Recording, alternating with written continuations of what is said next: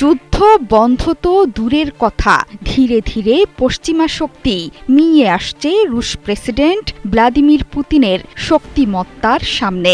ক্ষমতা গ্রহণের পর ইউক্রেন যুদ্ধ দ্রুত সময়ের মধ্যে বন্ধের প্রতিশ্রুতি দিলেও এখনো পর্যন্ত শান্তির ধারে কাছেও যেতে পারেননি মার্কিন প্রেসিডেন্ট ডোনাল্ড ট্রাম্প।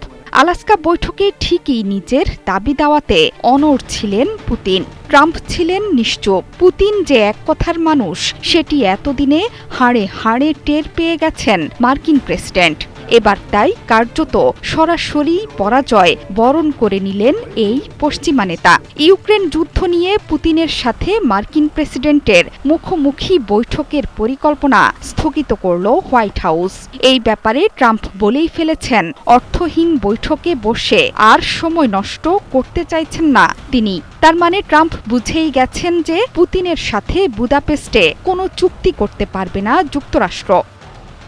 স্কিন শুষ্ক রুক্ষ হয়ে যাবে বলে কি বাইরে যাবে না? জাস্ট 1 2 3 4 করো, স্কিনটাকে রিভাইভ করো। হোয়াইট হাউসে পুতিনের সাথে তার বৈঠকের বাধা কোথায় সেটিও স্পষ্ট করেছেন ট্রাম্প।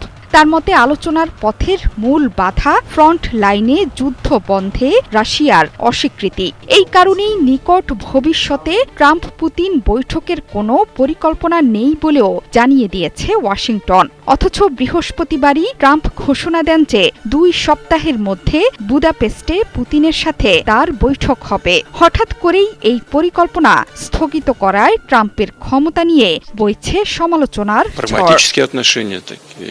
বিশ্লেষকরা বলছেন, ইউক্রেন যুদ্ধ বন্ধে যুক্তরাষ্ট্র ও রাশিয়ার শান্তি প্রস্তাবের মূল পার্থক্য এই সপ্তাহেই স্পষ্ট হয়ে উঠেছে। এসব পার্থক্য দুই নেতার শীর্ষ বৈঠকের সম্ভাবনাকে কার্যত শেষ করে দিয়েছে। গেল আগস্টে যুক্তরাষ্ট্রের আলাস্কায় সবশেষ বৈঠক করেন ট্রাম্প এবং পুতিন। সেখানেও কোনো স্পষ্ট বার্তা দিতে পারেনি কোনো পক্ষ। আর দ্বিতীয় বৈঠকের পরিকল্পনা স্থগিতের নেপথ্যেও অর্থহীন বৈঠক এড়ানোর কৌশল হিসেবে দেখছেন বিশ্লেষকরা।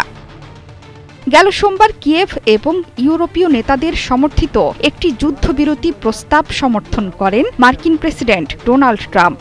সেখানে বর্তমান ফ্রন্ট লাইনে সংঘাত বন্ধের দাবি তোলা হয়েছিল, তবে রাশিয়া বরাবরই এই দাবি প্রত্যাখ্যান করেছে। ক্রেমলিনের মুখপাত্র দিমিত্রি পেসকভ বলেছেন, মস্কো নিজের অবস্থানে অনড়, অর্থাৎ পূর্ব ইউক্রেনের সংঘাতপূর্ণ অঞ্চলগুলো থেকে ইউক্রেনীয় সেনাদের সম্পূর্ণ প্রত্যাহারই রাশিয়ার শর্ত। রুশ পররাষ্ট্রমন্ত্রী সের্গেই লাভরভ বলেছেন, মস্কো শুধু দীর্ঘমেয়াদী ও টেকসই শান্তিতে আগ্রহী। তার মতে বর্তমান ফ্রন্ট লাইনে সংঘাত স্থির করা মানে শুধু সাময়িক যুদ্ধবিরতি। এই যুদ্ধ বন্ধে রাশিয়ার সর্বোচ্চ দাবিগুলোর মধ্যে অন্যতম দনবাস অঞ্চলে রুশ সার্বভৌমত্বের স্বীকৃতি ও ইউক্রেনীয় সেনাদের নিরস্ত্রীকরণ করা। তবে এসব দাবি মেনে নিতে নারাজ কিয়েভ ও ইউরোপীয় মিত্ররা। জোহরা চৌধুরী সেতু, ৭১।